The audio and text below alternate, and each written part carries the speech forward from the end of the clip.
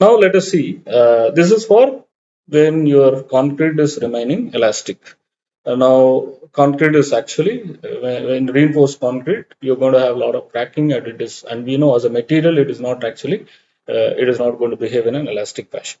So there are going to be a lot of redistribution of stresses. That is why we use nominal shear stress.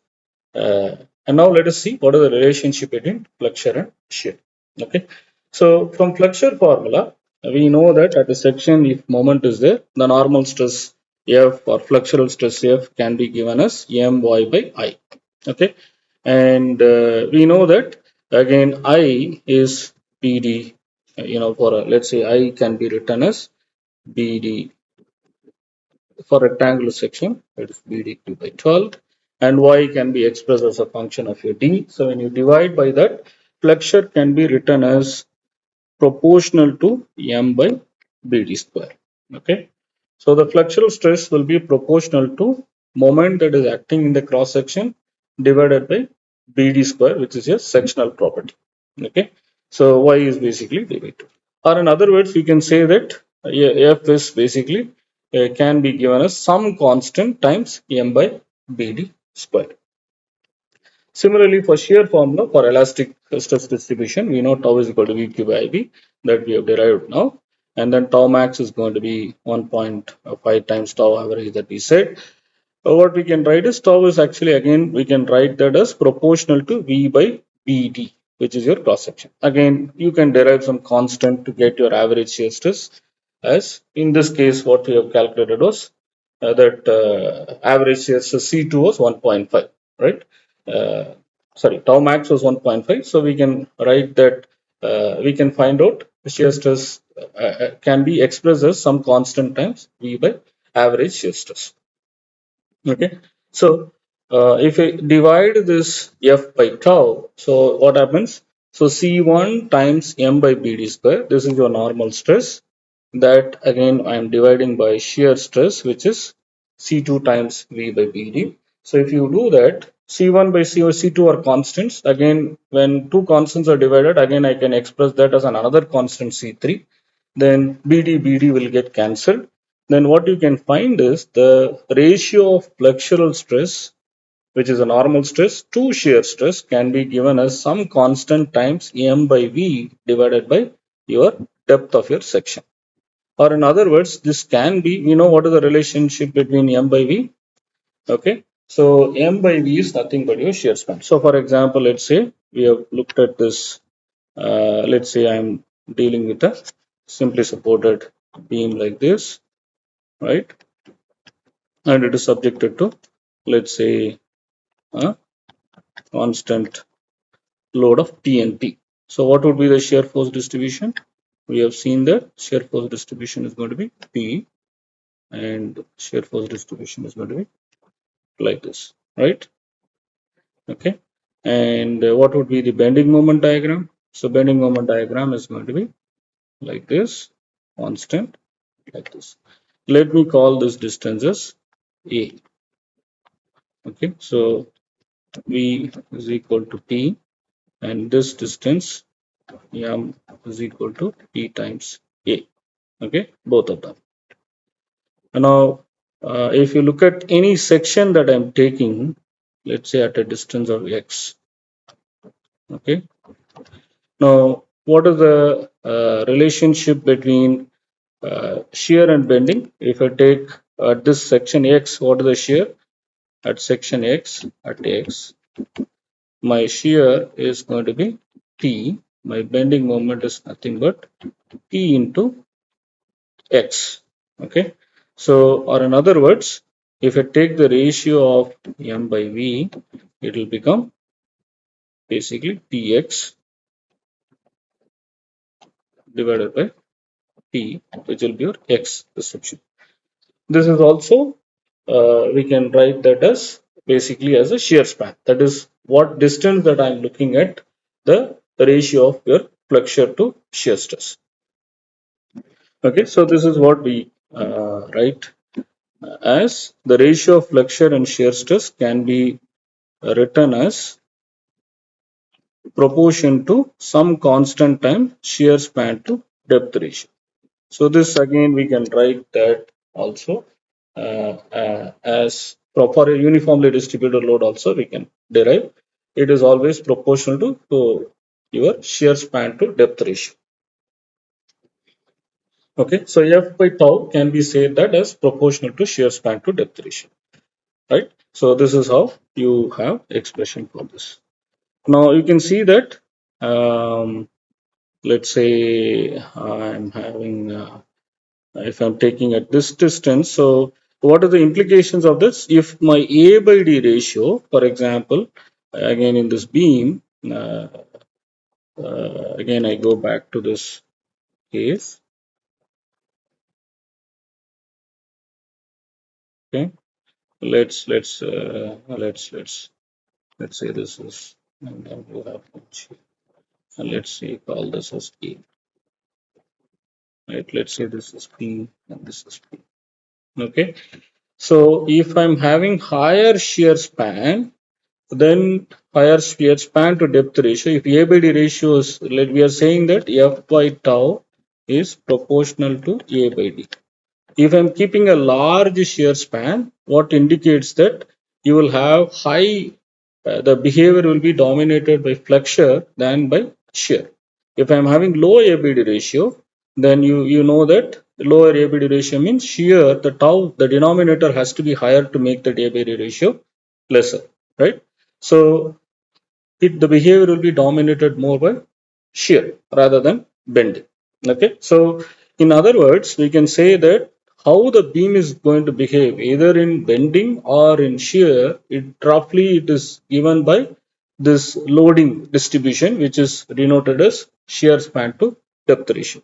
Higher the ABD ratio, higher will be the bending action. Lower the ABD ratio, higher will be a shear dominant behavior, right? So that is what we are going to look at. Now, due to in sections, there is no such thing like section will be subjected to only shear or section will be subjected to pure bending. Always, when you have a uniformly distributed load or a generic loading, element sections will have both shear as well as bending. So now when you have both shear and bending that is acting, how to estimate the stresses to indicate how the behavior is going to be. So that is what we are going to look at Mohr circle to convert the stresses that are happening in an element due to bending and shear into an equivalent normal stresses, which we also call as principal stresses. So I can I can translate the behavior of an element that is subjected to combined shear and normal stresses into an principal stresses so that I can compare with my material strength. So usually what are the material strength that we have? We have cylinder compressive strength, F prime C, or your cube strength, concrete compressive strength.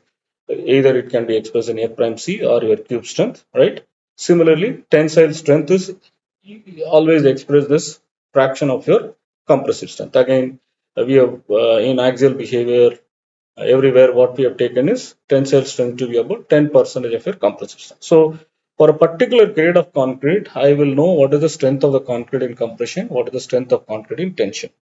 Now let's look at for this section, if I'm taking, and for a generic load, I'm going to have shear and bending moment. Again, depending upon where I'm taking an element, right at the top or right at the neutral axis or right at the bottom, I'm going to have normal stress can be zero and shear stress can be zero. So that's what we have seen, right? What would be the shear stress distribution? So again, I'm writing for a rectangular section, which is subjected to, let's say, what would be the bending stress distribution or flexural stress distribution, which is going to be compression here and tension, right? So this we calculated that to be by m by I times y.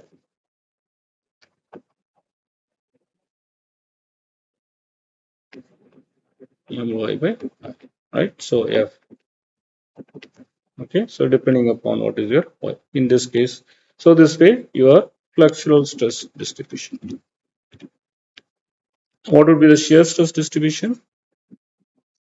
We have calculated that elastic shear stress distribution is going to be right? So you can be like, and this is basically your tau max, which is your 1.5 times your average stress, which is E by B HRD. Okay. So what we are trying to sell here is this is for bending, this is for shear. Okay. So depending upon where I am taking this element, okay. So I'm going to have, if I'm taking a small element here, okay. Now what would be the stress distribution? I'm going to have flexure, more stress, and shear will be 0. So, but if I take a small element here, I'm going to have flexural stress will be 0, but shear will be maximum. So, depending upon where I'm taking the stress, my combinations of normal stress and shear stress is going to vary. So, that is what we are looking at. Let's say I'm taking a element in this figure, what we have seen. We are taking a, let's say, okay, so this is the B element that we are taking. Let's say that I'm taking an element just below the top fiber. So that means I'm going to have some shear, and then the sigma x, we know that it is going to be compression, because this simply supported beam which is subjected to a, let's say, uniformly distributed load. If I'm taking an element not at the top, just below the top fiber, so you're going to have sigma x tau, and then you'll have complementary shear, right? So all of these things that will be acting. So now for this is a complex stress state for me. I want to compare whether this element is going to fail in compression or tension. So how do I know? I know only the uniaxial properties, that is compressive strength and tensile strength. So somehow I have to convert this into an uniaxial stress state, which is basically free from shear. Those are called as principal stresses, right? So these are, so now how do we plot the Mohr circle? So I am looking at what are the stress state on these two planes. Okay, one is that horizontal plane and vertical plane, right? So now what are the stresses? Let's say that compression, I'm taking it as positive. Okay, compression is taken as positive.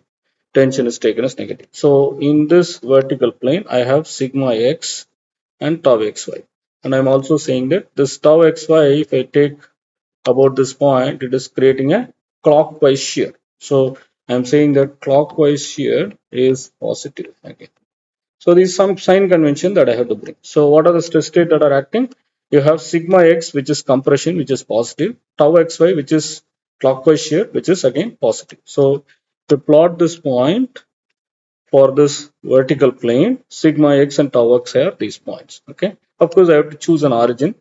To draw a Mohr circle, we need 3 points. Origin is always given to you.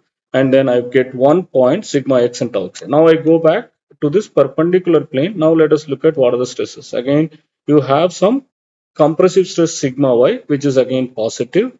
Now what is this tau xi?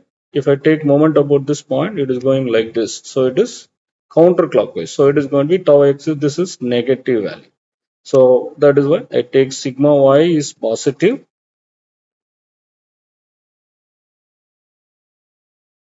Okay, and so this is, so we, what in Mohr circle, we take normal stresses on the x-axis, shear on the y-axis. So that is why these points we are writing. So normal stress again in the top plane, I'm having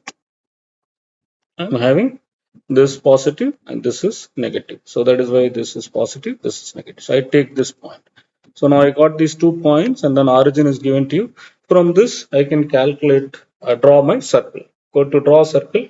These 3 points are there, so we can draw with the reference. So this is how I get my stress state. So these are the stress states on these plane and this plane. Now we know the principal stresses or the principal planes are the planes where the shear stress is 0. So you can see this is your principal planes or principal stresses. Okay, or these are your principal planes where the shear stress is 0. So then once you draw your circle, then calculations of your principal stresses, these are your principal stresses, right? From here to here. Okay, so these are your principal stresses. So you can calculate this as, let's say, sigma 1, and this is sigma 2, major principal stress and minor principal stress. and then we can also look at what is the angle of this principal planes making with respect to this horizontal and vertical plane, right? So we can do that. So, and the maximum shear stress also we can calculate. And this is your 2 alpha 1, that the angle that is made by the plane with respect to this principal plane, right? So in this way, now what is the thing is, if I am able to calculate this sigma 1 and sigma 2, right? Now, when for a particular reinforced concrete element, now I know what is the F prime C, and also I know what is F prime T, which I take it as, let's say, 10% is your compressive strength. So I can fix my value, compressive strength. Okay, so that is given to me. So let's say this is your F prime C. Let's say in tension, this is your F prime T, right? So I can compare how sigma 1 is, whether it is getting close to F prime C or not. Okay, or in other words, sigma 2 can become tension also. So I can compare whether my principal compressive stress, whether it is getting close to my compressive strength. Let's say if sigma 1 becomes more than F prime C, that means that the material is going to fail in compression. Or in other words, let's say sigma 2 algebraic value, let's say if it has become greater than F prime T, then it is going to fail in tension. Okay, so in this way, a complex stress state can be converted into principal stresses, and it can be compared with your material strength to see whether it is going to fail in compression or in tension when a particular element is subjected to combinations of shear and normal stresses. Okay. So that's what we have it here. So again, one more example. In this case, what I've taken is in the vertical plane, your normal stress is F is 0. Okay. And here you can say you have, again, what would be the sign convention? This is in tension. So this is going to be negative, and this is clockwise shear, it is positive. So similarly, in this location, what are the stresses that are acting on the top plane? My shear is counterclockwise, so minus tau, and normal stress is 0. So these are the points. So here I am having plus tau and 0, or maybe I should write it the other way. What are the stresses? Because normal stresses are written on the x-axis, right? So 0 and minus tau, and this stress state is going to be 0 comma plus tau. So these are the 2 points. So using that, again, you can draw Mohr circle, and then you can calculate. So when you do that, again, the expression for your principal stresses, here I have taken that as F. So maybe let's say that it's sigma 1 and sigma 2. From pure geometry, I can calculate like this. Okay. So, this is the way that we calculate, and the angle of your principal plane also can be expressed from here tan 2 alpha as 2 tau by Fx. Okay. Right. So using the Mohr circle, the principal stresses can be calculated to find the maximum shear and the crack formation, right? So let us see, take an example and look at various elements and see how we can find the crack angle, right? So I am taking here, let's say, simply supported beam, which is subjected to an uniformly distributed load, okay? And we know that, again, if you draw the bending moment and shear diagram, how is the bending moment diagram? Let's say I'm drawing it on the tension side. So the bending moment diagram is going to be like this, with maximum bending moment equal to WL square by 8. And what would be shear force diagram? This is BMD. What is shear force diagram? It will be here and here, and it's going to become 0 here, right? So this is your shear force diagram, right? So that is why you have these vertical cracks, or which are having more bending, and shear is equal to 0, and you have 45-degree crack, which is predominantly coming from, so your bending moment is very small, okay, but shear is very large, right? So let's look at now different elements and then see how these things are going to act. Okay, so this beam is having shear force and bending moment diagram like this. So if I take, let's say, at this location, now at this location, let's say if I take this section here, okay, my moment is low and shear is high. Okay, so that is what we have to keep in mind. If I'm taking section at this point, my shear is 0 and moment is high. right? So you have to keep that in mind. So now I'm looking at this section, let's say section 1, and I'm looking at different elements, okay? And I'm taking the element right at the bottom, okay? So now right at the bottom from our elastic stress distribution, now how is that again? At this section, when I look at it, here my bending stress distributions are going to be like this, okay? This is your, let's say, as normal stress, bending stress. Now what is the shear stress distribution? Shear stress distributions are like this, okay, with the maximum value here.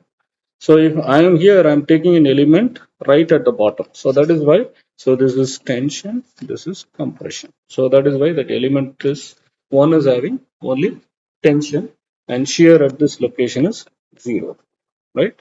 So that is why there is no shear in this element, only normal stress, tensile stresses are that is governed by bending.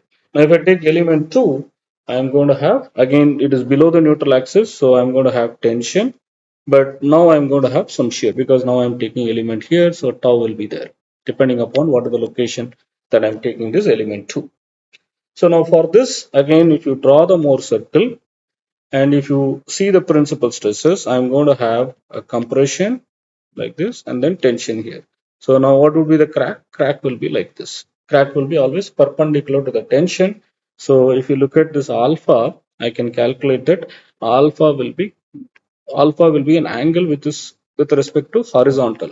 Okay, this alpha will be greater than 45 degree. So that is why if you look at this element at this location, my angle, the crack angle with respect to horizontal is going to be more than 45 degree. Right. So this is how we plot your principal stress again. So this is if you look at, go back to the element one again. What are the sign convention that you're taking? Tension is what are the stress state that I have to look at these two things. In this element, in this surface, there is no stresses. So normal stress is 0, shear is also 0. In this location, what are the stress? Normal stress is tension, which is minus F, and shear is 0. So now again we go back and draw your Mohr circle. The first point is 0, 0. The second point is basically, right? So sorry. So the first point is going to be, sorry.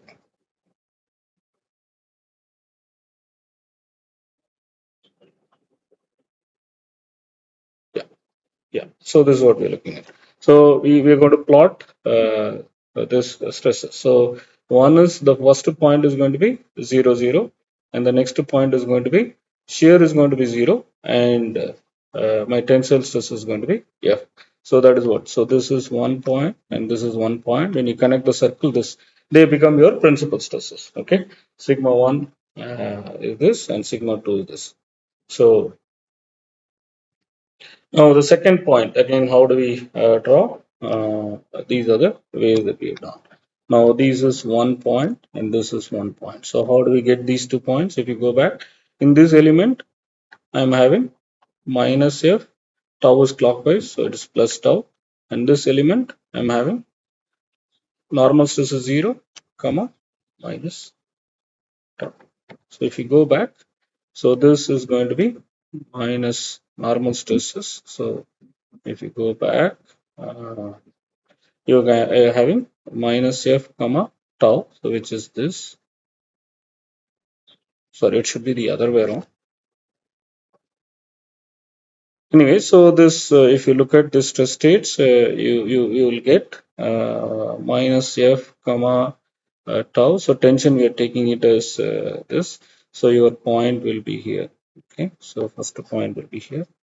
Okay, minus f comma tau, and the second point would be 0 comma minus tau. So this would be a second point, 0 comma minus tau. So you can connect this and then draw a circle and then find out what were the principal stresses.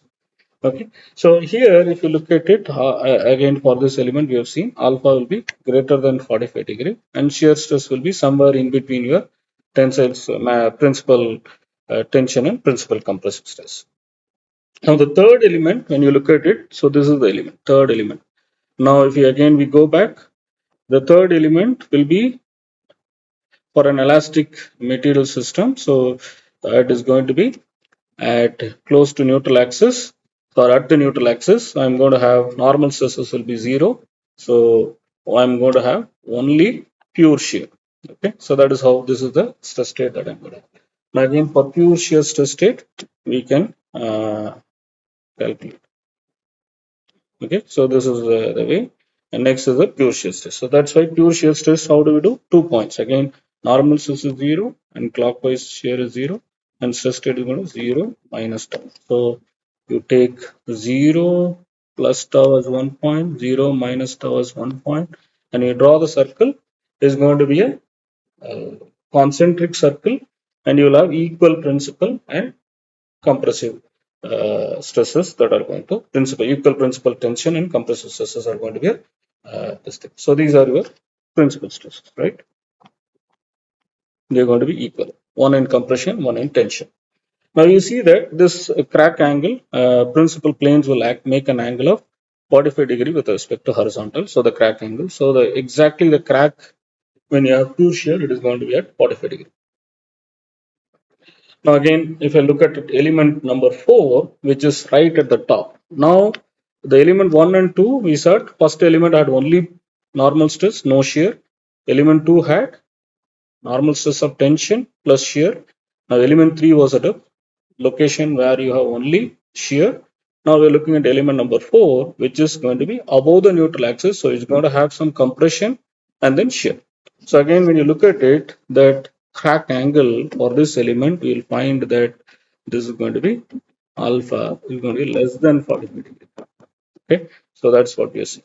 Okay, alpha is less than 45 degree. So initially, we found that this crack was like this, right, which is close to vertical, and then it became shallower, and it became like this. Okay, so what is the compression is doing? It is compression is making the crack angle flatter with respect to horizontal, or in other words, alpha, that what we have denoted here, is going to become lesser and lesser if my element is subjected to more and more compressive stresses. In pure shear, you're going to have alpha, the crack angle is going to be actually at 45 degree with respect to the neutral axis. So this is the way you're going to have. So anyway, so depending upon the magnitude of your normal stress and shear stress, I can calculate directly my principal stresses F1 and F2, and also the angle of my principal plane. Okay, this is a pure geometry. You must have studied in your strength of materials course also. So this is what we are going to extrapolate to understand how the RC members are going to behave in shear. Okay, right. So if I start plotting this, I calculate all these principal stresses like this. Okay, this at different locations. Okay, and then if I start drawing the contours of locations of your maximum principal compressive stress and principal tension stress, you can get a figure like this for a beam that is subjected to an uniformly distributed load. So for example, you see here all the red colors are called principal tension. Principal tension. Now all the blue is basically your blue is nothing but your principal compression.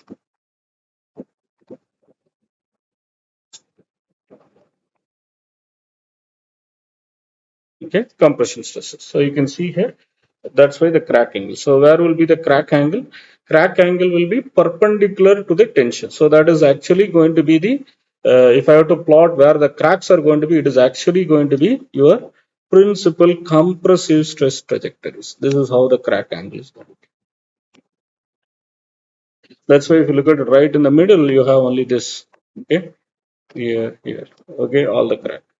So in other words, principal compressive stress trajectories are going to be your crack angle, because crack is going to be perpendicular to principal tension. So that is going to follow the principal compressive stress trajectories. Okay.